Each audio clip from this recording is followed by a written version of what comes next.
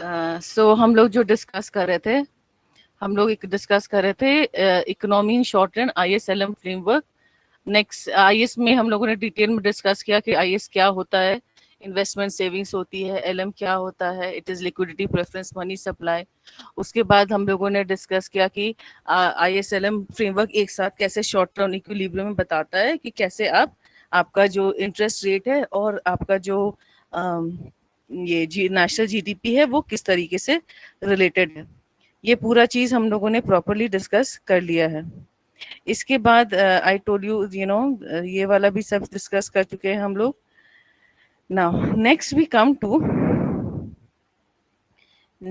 come to pros and cons were discussed. Now we come to the fiscal and the monetary policy. हम लोग ये discuss करेंगे आज कि कैसे what are the fiscal policies and what are the monetary policies, and कैसे fiscal and monetary policy आपके ISLM curve को इफेक्ट करता है, और कैसे ISLM कर्व से आप दिखा सकते हैं कि किस तरीके से आपका फिस्कल पॉलिसी या मॉनेटरी पॉलिसी चेंज करने से कैसे जो इकोनॉमी का इक्विलिब्रियम है, जो इकोनॉमी का जीडीपी है, वो किस तरह से बढ़ता है या घटता है। ठीक है, these are the various policies which are used by the government and the central bank. Central bank हमारा सेंट्रल बैंक आरबीआई है। ठीक है, this was a net question, it's important. एक सेंट्रल बैंक ऐसे भी है यहाँ पे, लेकिन जो जो इंडिया है, इंडिया का जो सेंट्रल बैंक है is your reserve bank of India, RBI. ठीक है। नाउ मॉनेटरी पॉलिसीज क्या होते हैं? It is a financial tool that is used by central bank. Central banks मतलब आरबीआई। जब आरबीआई को जरूरत होती है तो उन्हें जब लगता है कि मनी प्रिंटिंग बढ़ाना चाहिए या मनी प्रिंटिंग ज्यादा होना चाहिए, जब ऐसा होता है तो उसे हम मॉनेटरी पॉलिसी कहते हैं। फिस्कल पॉलिसी क्या होता है? Fiscal policy is done by the central government. कि सेंट्रल गवर्नमेंट अपने एक्सपेंसेस कैसे बढ़ाती है, अपने टैक्स रेवेन्यूज वगैरह, जो टैक्स मतलब टैक्सेस बढ़ा दे रही है या घटा दे रही है, या कुछ ऐसी पॉलिसीज बना रही है जिसके कारण उसके जो एक्सपेंडिचर होते हैं जी, जो हमारा जो एग्रीगेट डिमांड में, अगर आपको याद होगा, एग्रीगेट डिमांड में we said that it is a combination of the consumption expenditure plus the investment expenditure, consumption expenditure, which is done by the household, investment expenditure, which is done by the firms, plus आपका government expenditure, which is done by the government, plus exports minus imports, net exports जो होता है वो। तो ये वाला जो component है, ठीक है, तो या तो रेवेन्यूज बढ़ा रहे हैं, टैक्स रेवेन्यूज बढ़ा रहे हैं जिससे उनको और पैसे आ रहे हैं, या फिर वो पॉलिसीज में अपना जो है एक्सपेंडिचर वो बढ़ा रहे हैं। It is managed by whom? The Central Bank of India. This is managed by whom? It is managed by the Ministry of Finance of an Economy. यहाँ पे क्या होता है, जो इंटरेस्ट रेट्स होते हैं, जो बैंक क्या करेंगे, बैंक क्या करते हैं कि आरबीआई को वो या तो मनी सप्लाई अपना बढ़ाते हैं, या फिर जो इंटरेस्ट रेट्स होते हैं जिसपे वो पैसे देते हैं आर, ठीक है, उसको घटाते बढ़ाते हैं। फिस्कल पॉलिसी में क्या होता है, जो एक्सपेंडिचर वो करने वाली है, जो इकोनॉमी में जो गवर्नमेंट एक्सपेंडिचर करने वाली है, फॉर एग्जांपल अभी जैसे कोरोना का आया, कोरोना का वैक्सीन हो गया, वैक्सीन फ्री हो गया, तो फ्री अगर वैक्सीन हो गए तो वैक्सीन तो सरकार फ्री कर रही है, लेकिन उन्होंने जो वैक्सीन बनाने वाली कंपनी उससे तो खरीदी होगी। जब वो खरीदी होगी तो गवर्नमेंट ने उसके लिए पैसे दिए होंगे। जो जो whichever firm has produced the corona vaccines, no, they will not provide for free, वो लोग तो पैसे लेंगे। तो कैपिटल एक्सपेंडिचर, जो वो सारी चीजें जो इकोनॉमी करती है टू इंक्रीज, जो गवर्नमेंट करती है for the betterment of the economy, is capital expenditure, या फिर टैक्सेस बढ़ाना या घटाना। जो आरबीआई जो अपना जो ये डिसीजन, अगर हम ऐसे नहीं कि अभी भी रेट ऑफ इंटरेस्ट बढ़ा दिया घटा दिया, it is mostly for the stability of the economy. Inflation deflation कुछ चल रहा है उसको मैनेज करने के लिए सब करते हैं। और जो आपका ये वाला है, it is for the growth of the economy. अगर यही देखिए, अगर एग्रीगेट आपका डिमांड बढ़े, आपका गवर्नमेंट एक्सपेंडिचर बढ़ेगा तो एग्रीगेट डिमांड बढ़ेगा। एग्रीगेट डिमांड, जितना ज्यादा डिमांड हमारा बढ़ेगा उतना ज्यादा जो कंपनी जो है या फर्म्स जो है वो प्रोड्यूस करेंगी या सप्लाई करेंगी। जितना ज्यादा सप्लाई हमारा बढ़ेगा उतना ज्यादा हमारा जीडीपी बढ़ेगा, जितना डिमांड सबसे रहेगा। तो it is before the growth of the economy. Exchange rates improve when there is a higher rate of interest and there is no impact on the exchange rate. Exchange rate is what? It is like $1 is equal to how many rupees? It's तो वो आपका दिखाता है कि किस तरह से उसे अफेक्ट कर रहा है।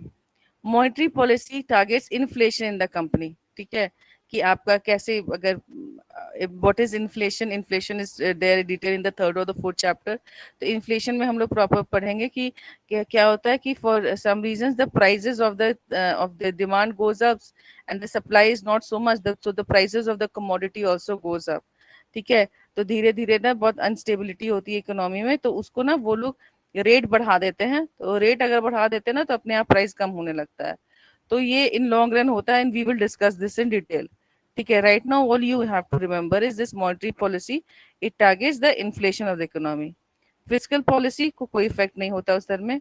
Monetary policy has an impact on the borrowing in the economy, जो मनी बोरो कर रहे हैं रेट ऑफ इंटरेस्ट पे, ये आपका जो बजट वो बना रहे हैं कि जो गवर्नमेंट एक्सपेंडिचर कितने होंगे, टैक्सेस वो कितना कलेक्ट करेंगे, उस पे ये डिपेंड करा। तो अगर आपको याद ऐसे करना होगा कि ये monetary money supply, money bank करता है तो आरबीआई, और ये फाइनेंस कंपनी करती है, फाइनेंस मिनिस्टर करता है तो फिस्कल, ये एफ, ये एम, ठीक है।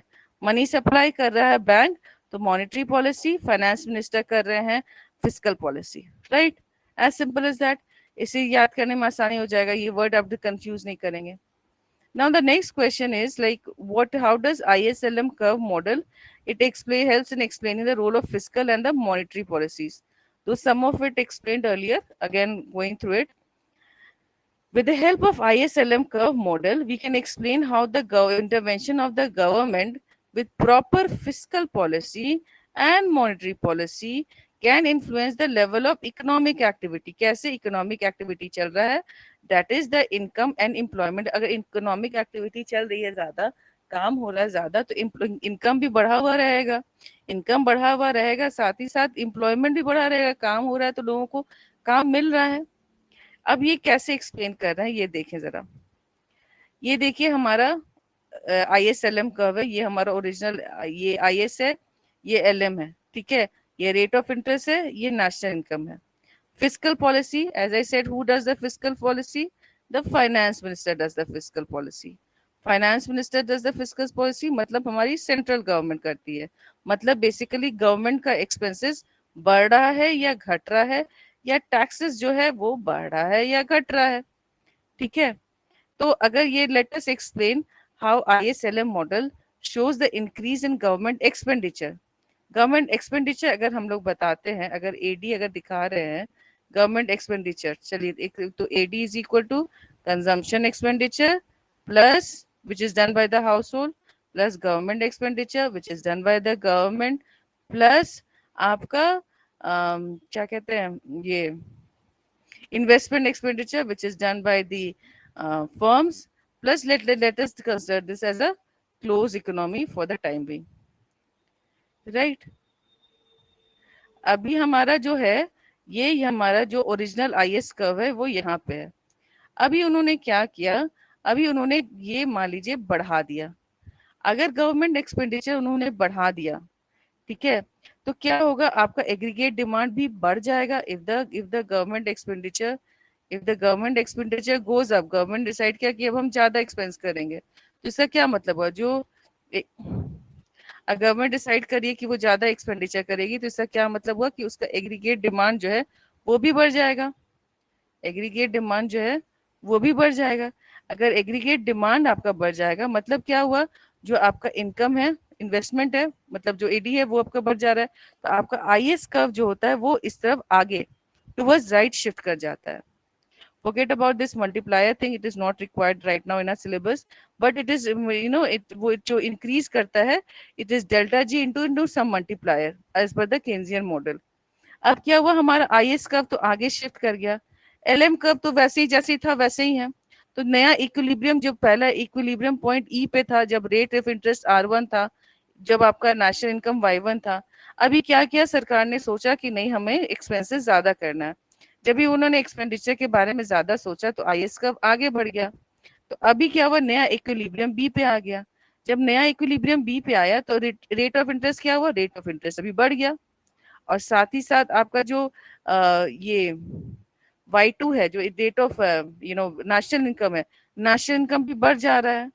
तो हम देख रहे हैं कि जैसे जैसे गवर्नमेंट अपना एक्सपेंसेस बढ़ा रहे हैं, वैसे वैसे हमारा जो नेशनल इनकम है वो बढ़ता चला जा रहा है। उसके ऑपोजिट में जैसे जैसे सरकार एक्सपेंसेस घटाएंगी, वैसे वैसे हमारा जो जो आईएस कर्व इधर शिफ्ट हो जाएगा और हमारा नेशनल इनकम भी as per the as per the government expenditure थोड़ा सा कम होएगा। Now, explaining it this year, let us first explain how ISLM model shows the effect of increase in government expenditure on the level of income. Permanent level of income. It is illustrated in this diagram as explained above. Increase in government expenditure, which is an autonomous nature, raises aggregate demand for goods and services and thereby increase in demand. See, here aggregate demand is C plus G plus I. अगर हमारा government expenditure बढ़ा तो हमारा aggregate demand बढ़ेगा, right? और जैसे जैसे aggregate demand बढ़ रहा है, autonomous nature first thereby causes an outward shift of IS curve, where increase in government expenditure leads to shift in IS curve from IS1 to IS2. Explained here. यहाँ से यहाँ पे चला गया, ठीक है, एक नया कर्व बन गया। गवर्नमेंट एक्सपेंडिचर बढ़ा तो हमारा जो जो इन्वेस्टमेंट सेविंग वाला जो कर्व है वो बढ़ जाएगा, आईएस कर्व बढ़ जाएगा, आगे चला जाएगा, राइट शिफ्ट हो जाएगा। Note that the horizontal distance between the two IS curve is equal to delta G into 1 by 1 minus MPC, which shows the increase in income which occurs in Keynesian's multiplier model. It will be seen from figure 2.6 to 24.6 that the LM curve remains unchanged because LM curve depends upon what? LM curve depends upon the liquidity preference. उन्हें कितने पैसे economy में चाहिए plus कितना money supply हो रहा है। ये मनी सप्लाई कौन इफेक्ट करता है? ये मनी सप्लाई जो जो यू नो ये करता है, वो करता है आपका आरबीआई। तो यहाँ पे गवर्नमेंट एक्सपेंडिचर का कुछ लेना देना नहीं है, हेंस एलएम कर्व में कोई डिफरेंस नहीं आएगा। एलएन कर्व जैसा है वैसा ही रहेगा, बस आपका आईएस कर्व जो है वो राइट शिफ्ट हो जाएगा अगर गवर्नमेंट एक्सपेंडिचर बढ़ेगा, और अगर कम होता है तो इस साइड आपका लेफ्ट शिफ्ट हो जाएगा। It will be seen that LM curve remains unchanged. The new IS2 curve intersects LM at the point B. As shown here, अभी पहले E पे था इक्विलिब्रियम, अभी B पे चला गया। Thus, ISLM curve with the increase in government expenditure, the equilibrium moves from E to B. With this, the rate of interest rises from R1 to R2 and the income level from Y1 to Y2. Rate of नया यह equilibrium था, अभी क्या हुआ, government expenditure बढ़ा, जैसे ही government expenditure बढ़ा आपका आउटवर्ड शिफ्ट हो गया थोड़ा सा कर्व। जब आउटवर्ड शिफ्ट हो गया तो एलएम को बी पे इंटरसेक्ट कर रहा है, बी पे इंटरसेक्ट कर रहा है तो इक्विलिब्रियम पे जब हम मैप करेंगे तो हमारा यहाँ पे आपका रेट ऑफ इंटरेस्ट देखिए बढ़ा हुआ दिख रहा है, और हमारा इनकम भी जो नेशनल इनकम है वो भी बढ़ा हुआ नजर आ रहा है। Thus, ISLM model shows that expansionary मतलब जो expand करता है, जो बढ़ता है, fiscal policy of the policy of increase in the government expenditure raises both the level of income and rate of interest। कि अगर सरकार ने अपना एक्सपेंडिचर बढ़ाने का सोचा तो रेट ऑफ इंटरेस्ट भी बढ़ेगा, साथ ही साथ आपका जो नेशनल इनकम है वो भी बढ़ेगा। It is worth noting that ISLM curve increase in national income by Y1, Y2 in figure 24 is less than EK, which would occur in the Keynesian model. This is because Keynes in his simple multiplier model, popularly known as the Keynesian cross model, assumed that investment is fixed and autonomous, whereas ISLM model takes into account the fall in private investment due to the rise in interest rate which takes place with the increase in the government expenditure. That is, increase in government expenditure crowds out some private investment. अभी क्या है ना कि ये क्या बोल रहा है यहाँ पे, अगर आपको याद होगा जब हम लोग ISLM कर्व पढ़ रहे थे तो ISLM कर्व में हम लोगों ने पढ़ा था am I audible to all of you? और ओके, तो अगर उसमें हमने, अगर आपको याद होगा, हमने पढ़ा था कि जब हम लोग अपना जब रेट ऑफ इंटरेस्ट सरकार बढ़ा देती है, ठीक है, जब रेट ऑफ इंटरेस्ट बढ़ता है तो हमारा जो इन्वेस्टमेंट बैंकिंग होता है, जो इन्वेस्टमेंट बैंकिंग फिर कह रहे हैं हम, जो फर्म जो इन्वेस्टमेंट करना चाहता है वो कम हो जाता है, अगर आपको याद होगा हम लोगों ने ये पढ़ा था, हम लोगों ने ये वाला पढ़ा था कि अगर रेट ऑफ इंटरेस्ट अगर बढ़ता है, तुम्हारा जो इन्वेस्टमेंट जो प्लान करता है, जो इन्वेस्टमेंट जो फर्म्स प्लान कर रही है, वो घट जाता है, right? So this is what is it, the more the investment rate of interest goes up, investment जो है वो कम हो रहा है। तो यहाँ पे जो दिखाया जा रहा है केन्जियन मॉडल में, या ये क्रॉस में जो आपको दिखाया, एस में दिखाया जा रहा है, यहाँ पे रेट ऑफ इंटरेस्ट था, यहाँ पे आपका एक इकोनॉमी का रेट, ये नेशनल इनकम था, ये हमारा आईएस कर्व है, ये हमारा एलएम कर्व है, ठीक है? अभी क्या है, अभी हमारा ये जो है नॉर्मल अभी वाई पे चल रहा है, ये हमारा आर पे चल रहा है। Suppose this is R1, this is Y1। अभी क्या हुआ, गवर्नमेंट एक्सपेंडिचर बढ़ा दिया गया, तो AD is equal to consumption expenditure plus government expenditure plus investment expenditure. अब बढ़ा दिया तो हमारा IS कर्व जो है वो थोड़ा ऊपर शिफ्ट कर गया, सपोज IS2, राइट? अगर ये यहाँ पे शिफ्ट हो गया तो बेसिकली हमारा नया इक्विलिब्रियम जहाँ पे LM को इंटरसेक्ट कर रहा है वो यहाँ हो जाएगा, R2 हो जाएगा, और ये Y2 हो जाएगा। तो हमें ये दिखाई दे रहा है कि हमारा नेशनल इनकम, अगर गवर्नमेंट ने अपने एक्सपेंडिचर बढ़ाए तो हमारा नेशनल इनकम भी इंक्रीज हो गया, हमारा रेट ऑफ इंटरेस्ट भी इंक्रीज हो गया। और यहाँ पे देखिएगा वो बोल क्या रहे हैं कि अगर रेट ऑफ इंटरेस्ट इंक्रीज होता है तो ये आपके इन्वेस्टमेंट पे भी इन्वेस्ट करता है, जो फर्म्स इन्वेस्ट कर रहे हैं उस पे ये इफेक्ट करता है। That is what is being said in that paragraph, right?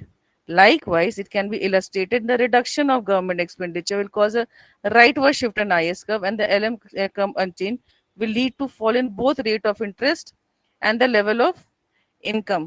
It should be noted that the government often cuts expenditure to control inflation in the economy. यही चीज है, अभी पहले IS1 अगर यहाँ था तो अभी नीचे हो जाता है, ठीक है? अगर आपका this is for taxes, let us, यही वाला चीज है। अगर गवर्नमेंट ने डिसाइड किया कि नहीं, अभी अब की हमको क्या करना है, अब की हमको गवर्नमेंट एक्सपेंडिचर बोल रहे, गवर्नमेंट बोल रहे हैं कि अभी जो है for some reason they want to cut down on expenditure, वो अपना एक्सपेंडिचर कम करना चाह रहे हैं। जैसे ही वो एक्सपेंडिचर कम करेंगे वैसे ही आपका जो IS कर्व है वो यहाँ आ जाएगा, जो राइट इधर में, ये इधर, ये आपका लेफ्ट शिफ्ट कर जाएगा।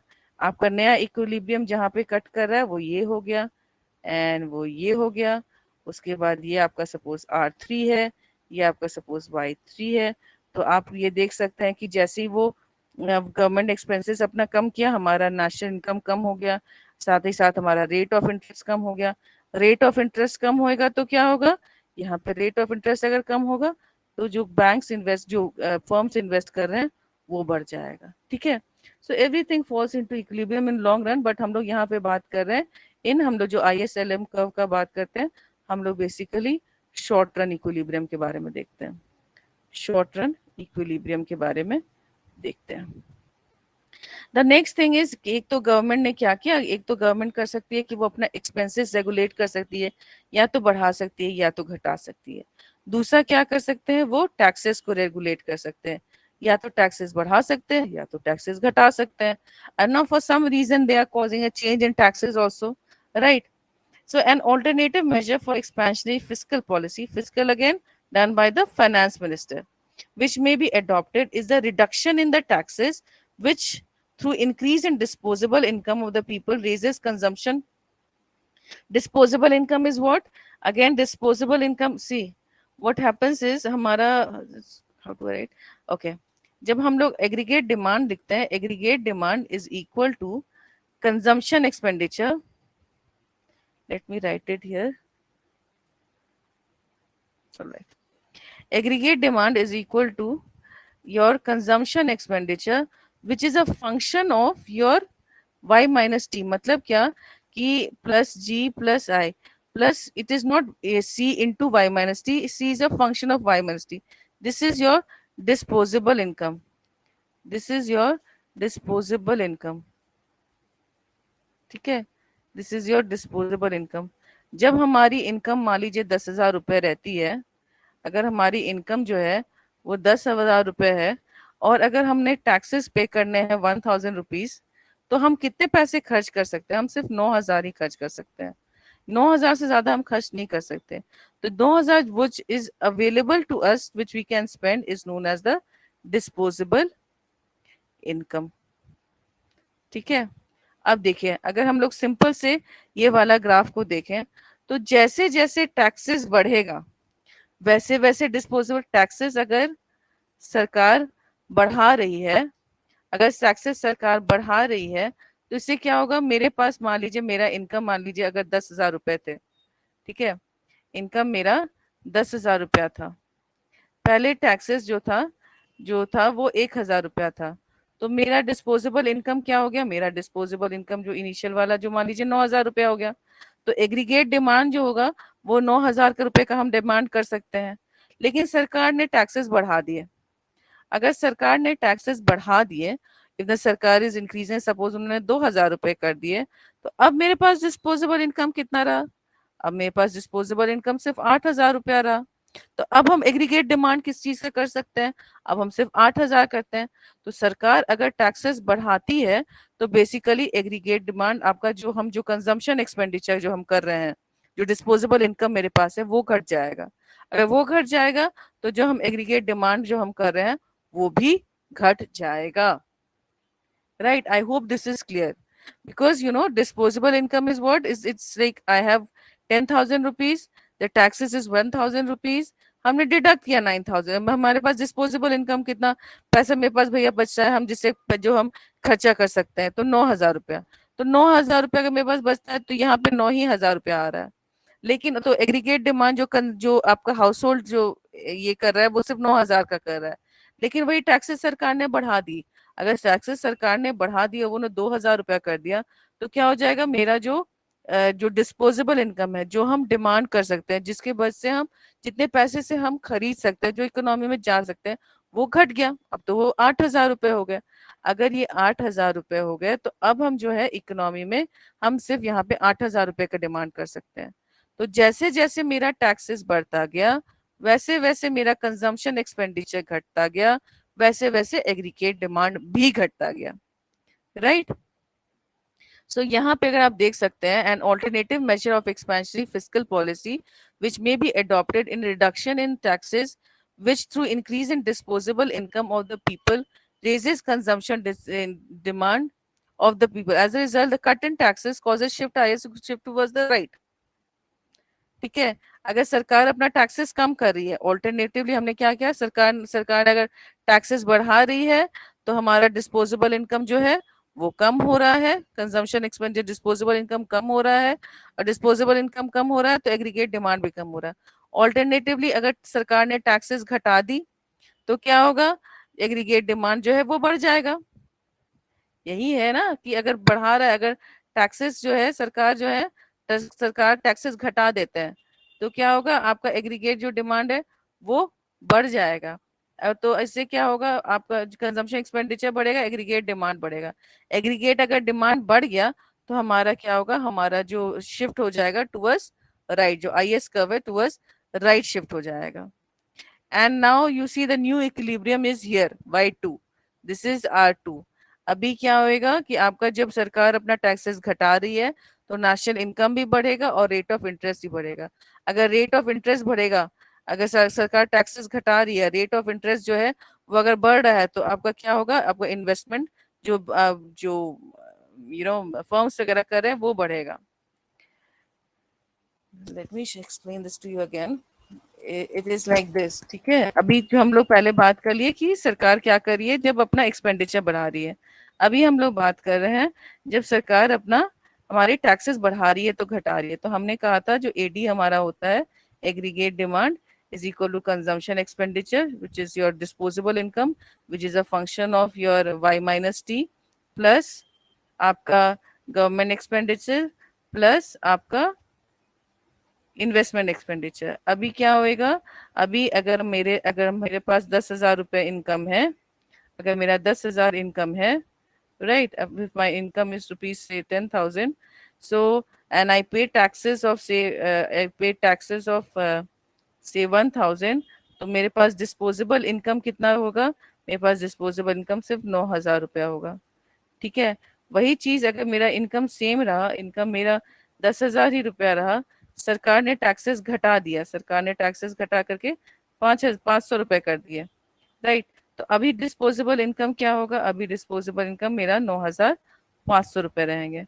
तो आप देखेंगे कि जैसे जैसे टैक्सेस घट रहा है वैसे वैसे डिस्पोजेबल इनकम बढ़ रहा है, और जितना डिस्पोजेबल इनकम बढ़ेगा वैसे वैसे आपका एग्रीगेट डिमांड भी बढ़ेगा। तो if the ISLM curve is initially like this is your IS curve, this is your LM curve, and if the IS curve and LM curve is like this, अगर aggregate अगर taxes घट रहे हैं तो basically हमारा जो जो curve है ये इस तरफ शिफ्ट कर जाएगा, राइटवर्ड शिफ्ट कर जाएगा।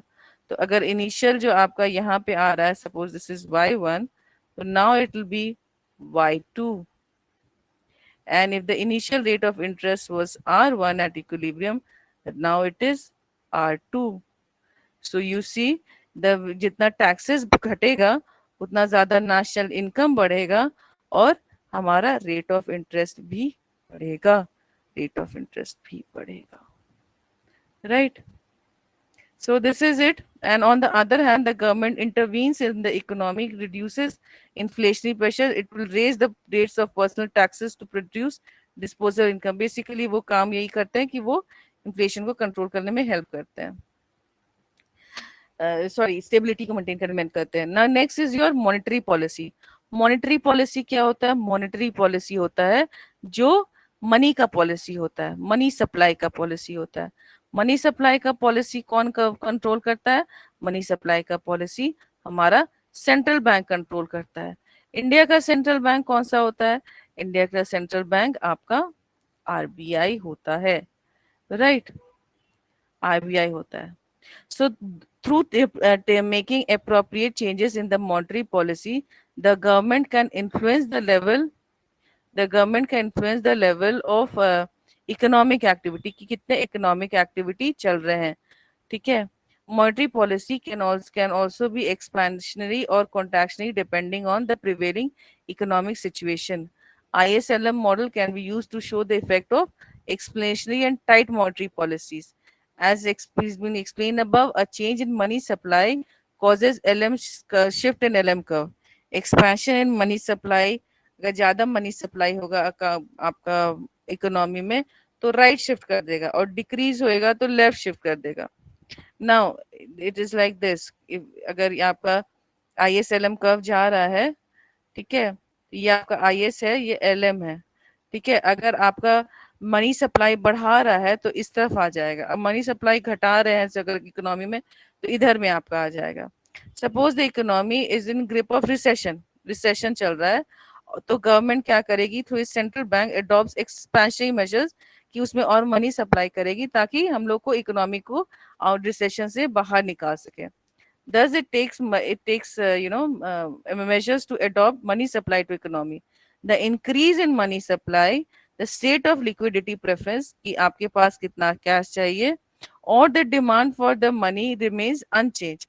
This will lead to the fall in the rate of interest. Rate of interest will fall down. See here, अगर आपका मनी सप्लाई यहाँ है, ठीक है, अगर इनिशियल LM आपका LM1 है, तो अभी क्या हो रहा है, अभी कोई रिसेशन का समय चल रहा है, तो सरकार ने क्या किया, उन्होंने RBI को बोलिया कि भैया आप थोड़ा सा मनी प्रिंट करो। Now they have their own decisions and then they start move to supply of more money, they supply of more money, it the curve shifts towards right. अगर अगर इनिशियली ये ई में था, अगर इनिशियली हम लोग देखें तो इनिशियल जो था LM और IS कर्व जा रहा था, ये LM1 है, ये IS कर्व है। तो IS is your investment savings, investment और सेविंग्स, इसका ना आपका मनी सप्लाई से कुछ लेना देना नहीं है। तो क्या है कि आपका ये यूं आपका ऐसा जा रहा, तो इनिशियल इक्विलिब्रियम ई पे था, तो रेट ऑफ इंटरेस्ट R1 हुआ, आपका नेशनल इनकम Y1 हुआ। अभी क्या हुआ, आपका जो रेट ऑफ आपका जो मनी सप्लाई है वो बढ़ गया। अगर मनी सप्लाई बढ़ गया तो आपका जो ये जो शिफ्ट कर गया आपका इधर राइट, आपका LM कर्व शिफ्ट हो गया। अब नया जो IS के साथ इंटर, क्योंकि IS तो कहीं कुछ फर्क नहीं पड़ा, IS तो वैसे ही रहा, तो IS के साथ जब इंटरसेक्ट कर रहा है तो ये आपका सपोज डी पे इंटरसेक्ट कर रहा है, जी पे इंटरसेक्ट करेगा तो नया रेट ऑफ इंटरेस्ट R2 होएगा, तो आप देखिए कि रेट ऑफ इंटरेस्ट कम हो गया। साथ ही साथ आपका डी पे इंटरेस्ट कर रहा है तो Y1 Y2 जो है Y1 से ज्यादा हो गया। तो रिसेशन के समय अगर सरकार रिसेशन के समय अगर सरकार जो है, if the government they try to print more money, RBI prints more money, RBI prints more money, तो क्या हो रहा है, रेट ऑफ इंटरेस्ट भी घट रहा है। अगर रेट ऑफ इंटरेस्ट घटेगा तो क्या होगा, गवर्नमेंट्स और जो आपके फर्म्स है, आपका हम लोगों ने पढ़ा है कि रेट ऑफ इंटरेस्ट अगर घट रहा है तो फर्म्स जो है और उसमें इन्वेस्टमेंट करेगी, फर्म्स का जो इन्वेस्टमेंट है वो बढ़ जाएगा। और साथ ही साथ हम ये भी देख रहे हैं कि रेट ऑफ इंटरेस्ट घट रहा है तो आपका नेशनल इनकम भी बढ़ रहा है। See at the lower rate interest there will be more investment by business.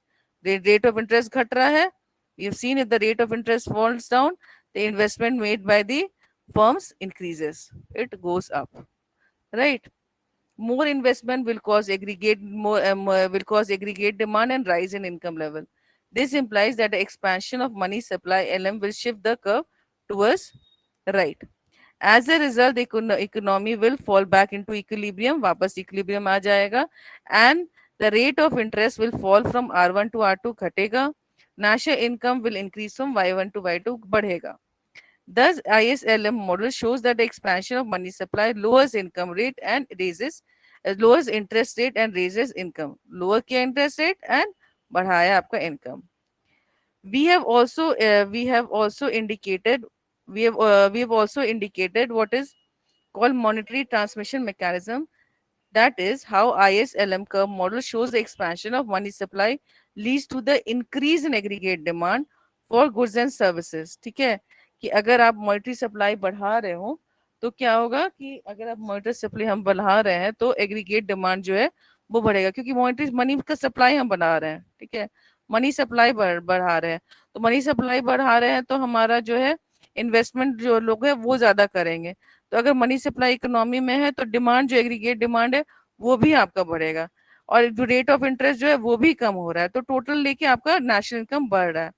But if the economy suffers from inflation the government will have to check it. तब central government bank would adopt tight measures कि वो थोड़ा सा money supply कम करेंगे या rate of interest बढ़ाएंगे। And ISM can be use to show, as in the above case, the case of expansionary monetary policy, the reduction in money supply will cause leftward shift towards LM curve and will lead to the rise in rate of interest and fall of income. Here we go. Here we go again. अगर ये आपका curve है, अगर ये IS curve है और ये आपका LM कर्व है, तो बेसिकली वो बोल रहे हैं ये कि अभी तो भाई आपका ये Y है और यहाँ पे आपका ये R है। Suppose this is R1, this is Y1, this is IS will not change, this will change. अभी क्या किया, सरकार ने जो RBI ने मनी सप्लाई बढ़ा दिया, RBI ने मनी सप्लाई बढ़ा दिया, तो आपका क्या होगा, इधर भी ये शिफ्ट हो जाएगा। ठीक है, LM2 will be somewhere here, तो आपका जो नया इक्विलिब्रियम होएगा वो कुछ यहाँ पे आ जाएगा। See the rate of interest is falling and the income is rising. अगर rate of interest is falling तो ऑब्वियसली देयर बी आपका जो इन्वेस्टमेंट हो रहा है वो बढ़ जाएगा। इससे इन्वेस्टमेंट बढ़ेगा तो आपका एग्रीगेट डिमांड भी बढ़ेगा। एग्रीगेट क्योंकि यहाँ पे सप्लाई ज्यादा हो रहा है, सब एग्रीगेट डिमांड हो रहा है, मनी सप्लाई ज्यादा हो रहा है, इकोनॉमिक एक्टिविटी ज्यादा हो रही है, economic activity is more, because इससे क्या होएगा, आपका एम्प्लॉयमेंट वगैरह जो है, अगर इकोनॉमिक एक्टिविटी ज्यादा हो रहा है मतलब आपका अनएम्प्लॉयमेंट जो है वो कम हो रहा है, अनएम्प्लॉयमेंट जो है वो कम हो रहा है, अनएम्प्लॉयमेंट कम हो रहा है प्लस आपका जो नेशनल इनकम है वो बढ़ता जा रहा है, right. And everything this all thing is explain in the short run. उसी तरह से हो गया कि मान लीजिए प्राइस सब चीज का बहुत ज्यादा बढ़ गया है, कुछ ऐसा कुछ हो गया, तब जो गवर्नमेंट को कंट्रोल करने का होगा तो वो बेसिकली अपना जो मनी सप्लाई है वो कम कर देंगे। जब मनी सप्लाई वो लोग कम कर देंगे तो देखिए नेशनल इनकम अपने आप कम हो जाएगा, रेट ऑफ इंटरेस्ट बढ़ जाएगा। बेसिकली इकोनॉमी में स्टेबिलिटी के लिए वो सब ये सब करते हैं। So this is all for how monetary. This is all about monetary and fiscal and monetary supply, and how it affects your